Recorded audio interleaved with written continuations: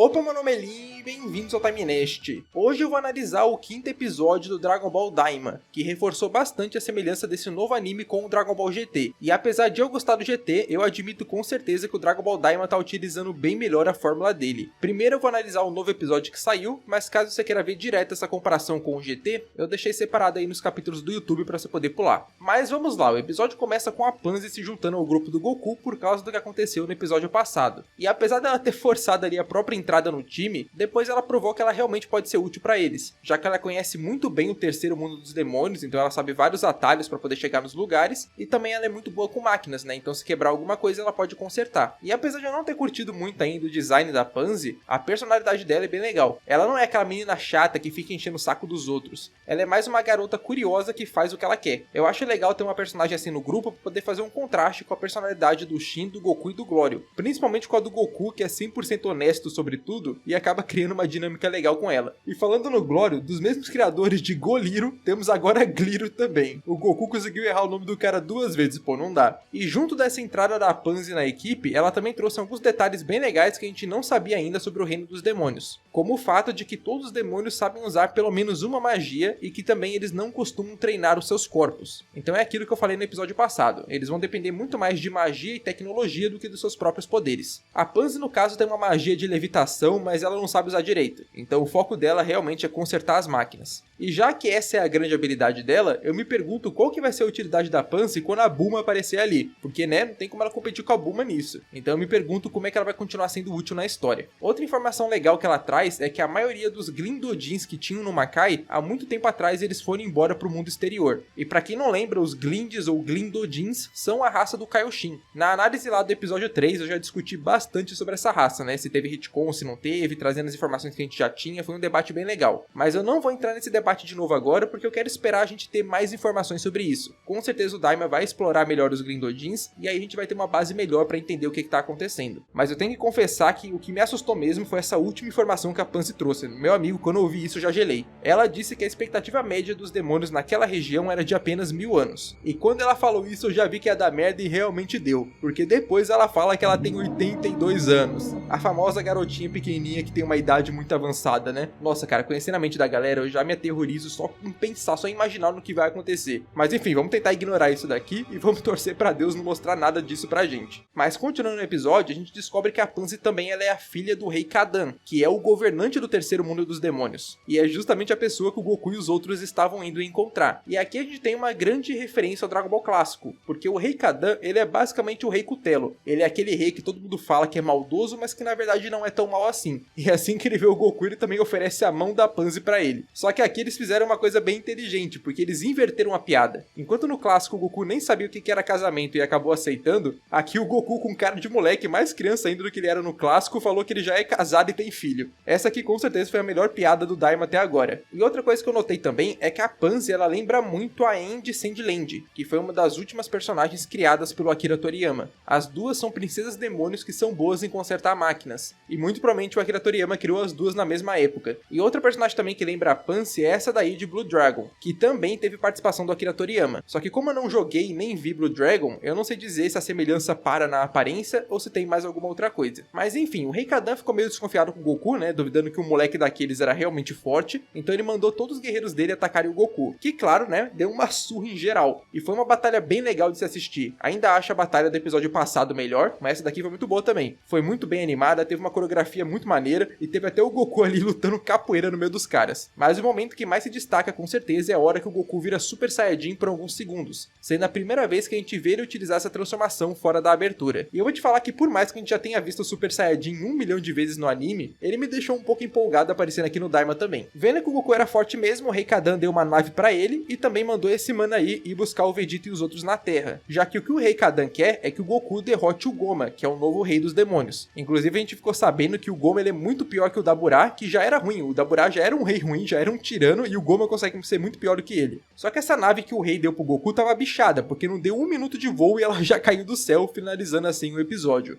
Pela prévia do episódio que vem, finalmente esse Minotauro aí da abertura vai aparecer, então talvez tenha uma luta legal contra ele, e também a gente vai ter uma luta ali do Goku contra o Glório. E aí fica aquela dúvida, né? Vai ser uma luta de treinamento ou vai ser uma luta porque eles descobriram as verdadeiras intenções do Glório, que com certeza tá escondendo alguma coisa. Não dá pra saber ainda, mas essa luta parece muito boa pela prévia. Mas agora eu quero que vocês notem uma coisa. A premissa do Daima é basicamente a mesma do GT. O Goku virou criança e precisou partir em uma aventura para salvar seus amigos e voltar ao normal. Nessa aventura ele vai viajar em uma nave junto com uma equipe bem improvável que vai ajudá-lo nessa jornada longe de casa. E tanto no Daima quanto no GT, o intuito do Goku ter ficado pequeno foi para remeter ao sentimento do Dragon Ball clássico e também limitar o Goku, possibilitando assim essa aventura de acontecer. E não só a premissa é parecida, mas a estrutura dos 5 primeiros episódios do GT e do Daima também são. No primeiro episódio o Goku vira criança e a proposta da história é apresentada. No segundo episódio a gente tem a preparação para a aventura e no finalzinho do episódio eles partem para ela. No terceiro episódio eles se metem em uma confusão e tem a nave deles roubada. No quarto episódio a gente descobre que existe um rei tirano que cobra altos impostos. E também a gente é apresentado ao quarto membro que vai entrar pro grupo. E por fim, no quinto episódio o Goku usa o Super Saiyajin pela primeira vez nos dois animes. Pela prévia do sexto episódio, eu acho que essas semelhanças mais fortes entre eles vai parar por aqui, mas com certeza vários elementos do GT continuarão aparecendo ao longo do Daima, com os dois animes sendo tão parecidos assim. Não seria hipocrisia gostar do Daima e não gostar do GT? Será que o pessoal só tá gostando do Daima porque tem o Akira Toriyama envolvido? E a resposta é não, porque apesar dos dois serem bem parecidos, o Daima executou essa premissa de uma maneira muito melhor. Primeiro já começa com o contexto da época onde os dois animes foram lançados. O Dragon Ball Daima tá saindo para comemorar os 40 anos da franquia, então faz sentido que ele pegue o sentimento da história onde tudo começou e queira trazer de volta, principalmente em uma época onde a maioria das pessoas nem assistiu o Dragon Ball clássico, e quem assistiu já viveu muita coisa e tá pronto para receber aquele sentimento novamente. É uma época realmente muito boa para se trazer um anime na vibe do Dragon Ball clássico. Já o Dragon Ball GT eu já acho que ele veio em um momento que não foi tão bom. Ele saiu apenas 10 anos depois do clássico, sendo que o Dragon Ball Z tinha acabado de acabar. Dragon Ball não tinha tido um tempo de respirar ainda pro Dragon Ball GT vir com essa proposta. Se o Dragon Ball GT tivesse saído alguns anos depois, talvez ele tivesse dado mais certo. Mas na verdade isso daí é o de menos, né? O que mais importa é como os dois animes trouxeram o sentimento do clássico pra eles. E é aqui que o Dragon Ball GT mais falha na minha opinião. Porque o Dragon Ball GT transformou o Goku em criança pra remeter ao clássico. Mas tirando o fato do Goku ser criança e estar em uma aventura, ele não remete em nada ao Dragon Ball clássico. Você pega as lutas do GT são totalmente Dragon Ball Z. É personagem voando, usando rajada de ki, teletransportando, caindo na porrada, é isso. No Daima não, é o Goku lutando no chão, usando o ambiente, usando o bastão mágico, usando coreografia de luta, é uma parada 100% diferente. E eu nem tô falando aqui de qualidade técnica, porque senão aí já é humilhar demais, né? O Dragon Ball GT ele tinha uma animação bem mediana. Já o Dragon Ball Daima ele tem boa animação em todo episódio, mas o principal problema seria esse que eu falei. As lutas do GT, as situações do GT, elas remetem muito mais ao Z do que ao clássico. O GT não conseguiu pegar a verdadeira essência da aventura e dos combates do clássico. E por conta disso, o Dragon Ball GT entra em um problema muito grave, porque ele tem lutas que são em escalas menores que o do Dragon Ball Z, só que ao invés de lembrarem as lutas do clássico, elas parecem na verdade lutas pioradas do Z. Fora também que como os personagens do GT eles podem voar livremente, o sentimento de você estar explorando um lugar novo nessa aventura, ele não é tão forte no GT quanto ele é no Dragon Ball Daima, onde a maior parte do tempo os personagens estão andando. Mas aqui vem outro ponto que pra mim justifica muito o cara gostar do Daima e não gostar do GT, que é o fato de que o mundo do Dragon Ball GT ele não tá conectado com você. Os planetas do Dragon Ball GT, eles não tem nada a ver com nada que a gente conhecia de Dragon Ball. São lugares totalmente novos e totalmente desconexos com tudo que a gente conhecia. A única coisa de Dragon Ball que tem nesses lugares é o Goku apanha o Trunks. De resto, todos os planetas eles são lugares que pouco importa, eles não têm tramas interessantes e eles não expandem o universo de Dragon Ball de nenhuma maneira. O universo de Dragon Ball só começa a ser expandido no GT a partir da aparição do Baby, mas nesse arco da viagem espacial que devia ter como foco isso, simplesmente não acontece, e isso acaba pra mim desconectando muito da aventura. Você pegando o Dragon Ball Daima de exemplo, apesar da aventura ser em um lugar que a gente nunca viu antes, ela tá totalmente conectada com elementos que a gente já conhecia do Dragon Ball Z e que a gente quer saber mais sobre. Então só da história ser no Reino dos Demônios, por exemplo, que é um lugar que a gente sempre quis ver, já é uma coisa interessante. E aí nesse lugar quem comandava era o Dabura, que era outro personagem que a gente já conhecia. A raça do Kaioshin e os Namekushin são de lá, a gente pode saber mais sobre eles, na verdade a gente já descobriu mais sobre eles aí nos primeiros episódios do Daima. Os próprios Saiyajins eu acredito que vão ser explorados também. O que eu quero dizer é que tudo que acontece no Daima explora partes da franquia Dragon Ball que a gente sempre quis ver e também expande outras coisas que a gente nem imaginava, o que pra mim faz uma diferença muito grande. Mas só deixando isso claro aqui, eu não sou contra você criar uma história de Dragon Ball totalmente desconectada com tudo que a gente conhece. Só que se você for fazer isso, você tem que fazer um negócio muito bom. Você tem que realmente engajar a gente naquele novo lugar. E infelizmente o Dragon Ball GT não fez isso.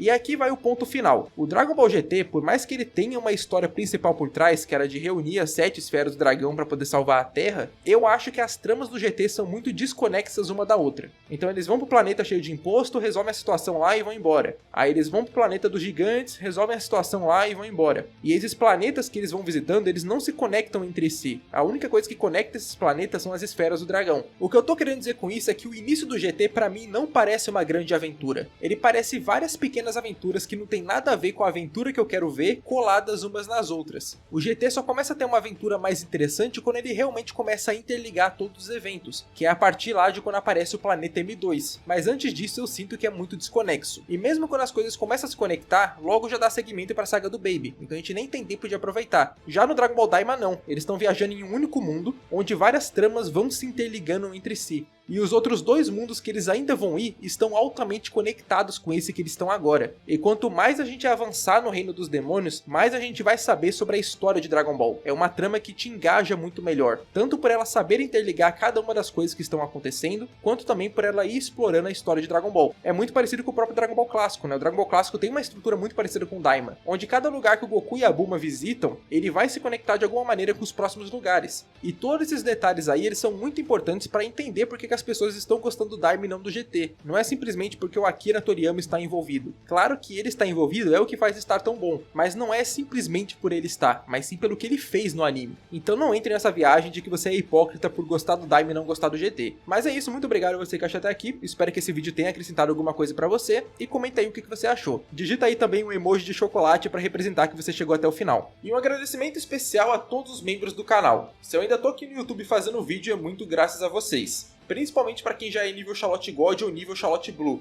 porque isso significa que você já está apoiando o canal há bastante tempo. Todos os membros ganham acesso antecipado a certos vídeos, e se você for nível Sparking ou superior, você ganha acesso a vídeos exclusivos também. Mas só de você ter chegado até aqui você já me ajuda bastante. Mas é isso, falou!